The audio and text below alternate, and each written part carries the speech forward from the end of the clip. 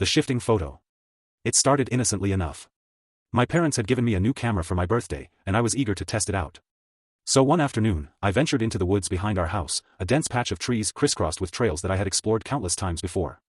The forest always felt alive to me, the way the sunlight filtered through the branches and painted the ground with patterns of gold and shadow. I figured it would make for some great practice shots.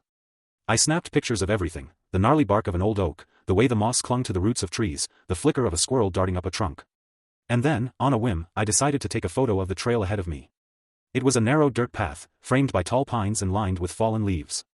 The kind of scene that felt timeless and still. Later that evening, I sat at my desk, scrolling through the photos on my computer.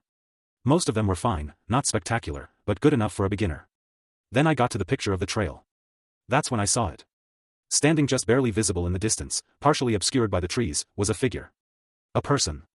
I hadn't seen anyone while I was out there. In fact, I was sure of it. The woods had been completely quiet except for the occasional rustle of leaves or the chirp of a bird. But there they were, unmistakable, a shadowy outline of someone standing still, watching. My first thought was that it must have been a trick of the light or a random arrangement of branches. But the more I stared at it, the less I believed that. There was something too deliberate about the posture, too human.